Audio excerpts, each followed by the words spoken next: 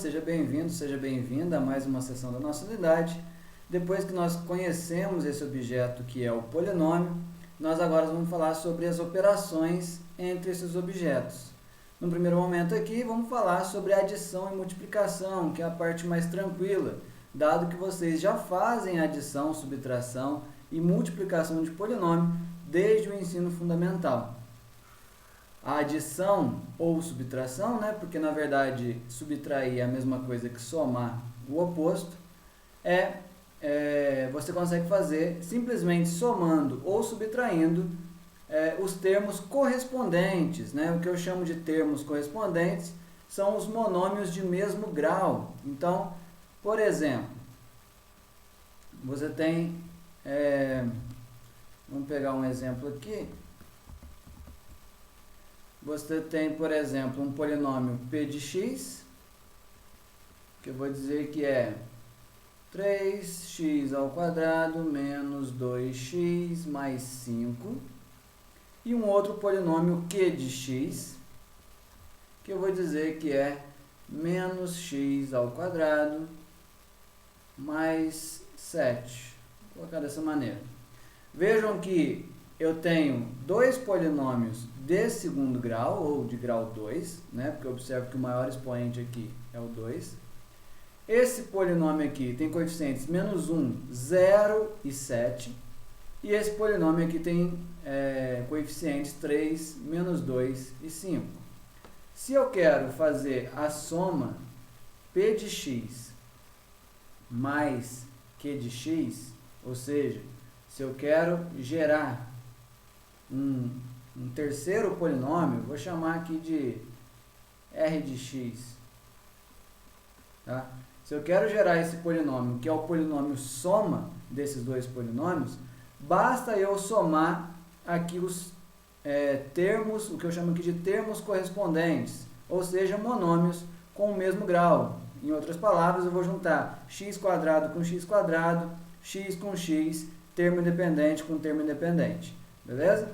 Então, aqui no caso, r de x, que é o meu polinômio resultante, ele é mais 3 menos 3, mais 3 menos 3 vai dar mais 3 menos 1 vai dar 2x².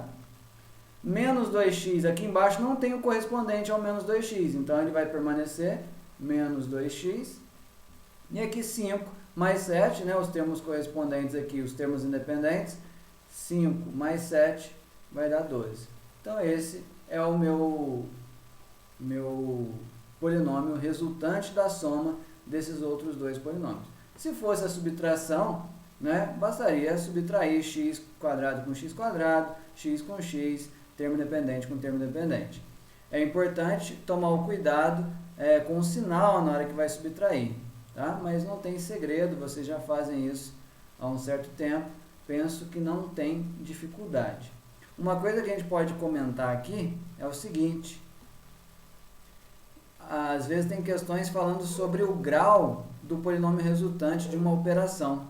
No caso da adição ou da subtração, o polinômio resultante aqui, ele possui um grau igual ou menor que o maior grau entre os polinômios operados. Aqui no caso eu tenho dois polinômios de segundo grau, o resultante ficou com um grau igual ao maior aqui, que no caso seria 2.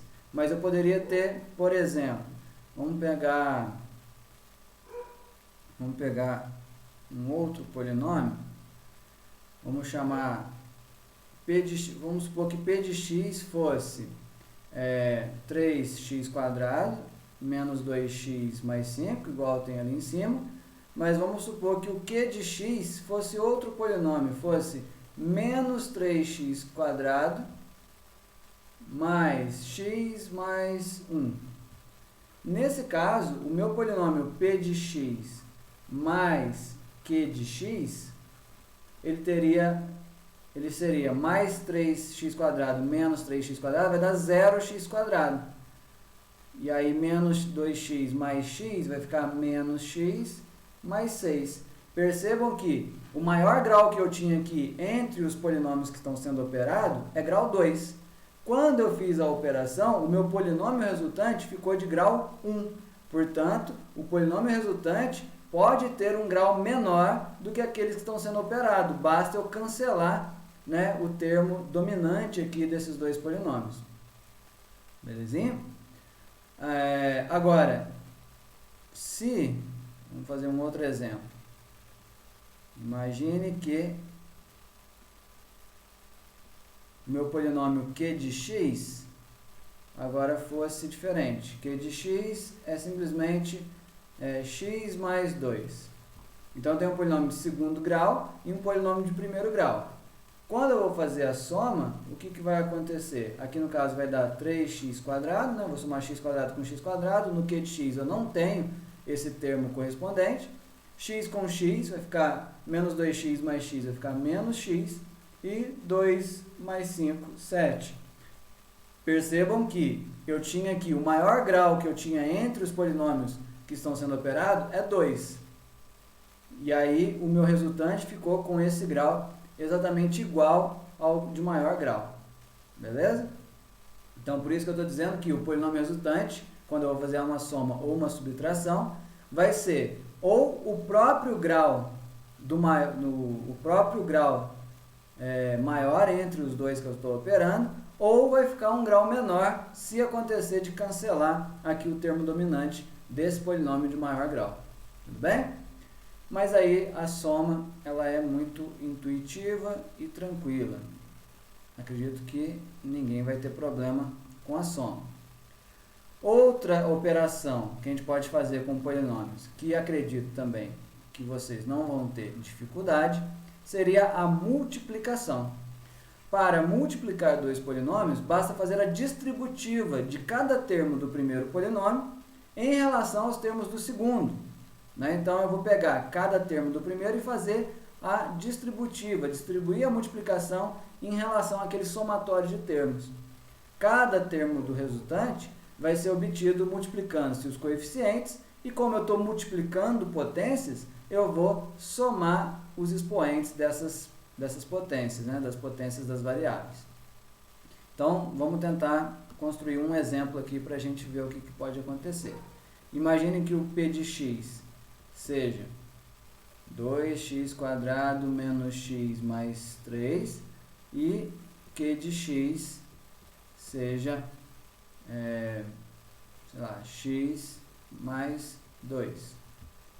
Se eu quero fazer a multiplicação de q de x vezes o p de x, eu vou obter um certo polinômio resultante aqui, vou chamar de r de x, em que eu vou pegar cada termo do q de x e fazer a distributiva em relação aos termos do p de x. Então, eu tenho x mais 2 multiplicando 2x² menos x mais 3. Vocês já fazem isso há algum tempo.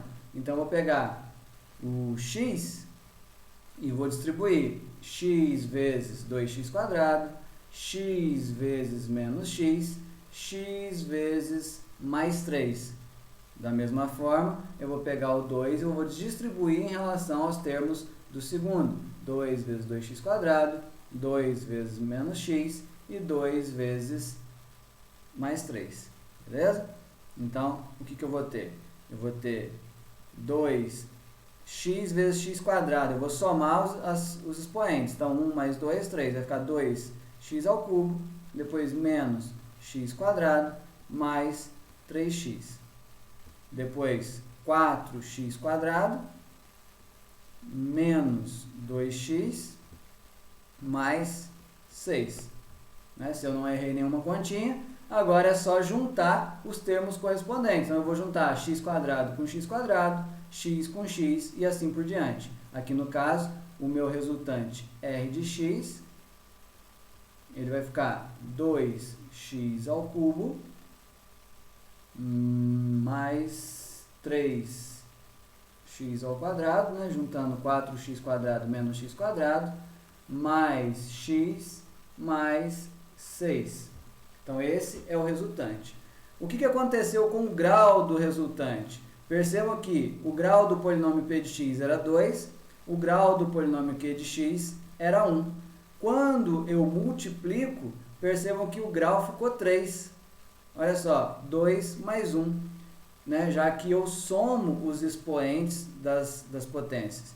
Na multiplicação, como eu somo os expoentes das potências, eu vou ter o grau do resultante como a soma dos graus dos polinômios que eu estou operando.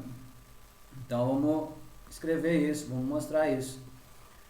O que eu posso falar sobre o grau do polinômio resultante? O polinômio resultante possui grau igual à soma dos graus dos polinômios operados.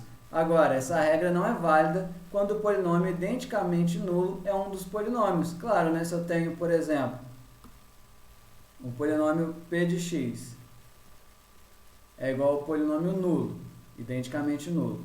O polinômio q de x sei lá, vamos colocar um de grau 1 aqui, 2x mais 3.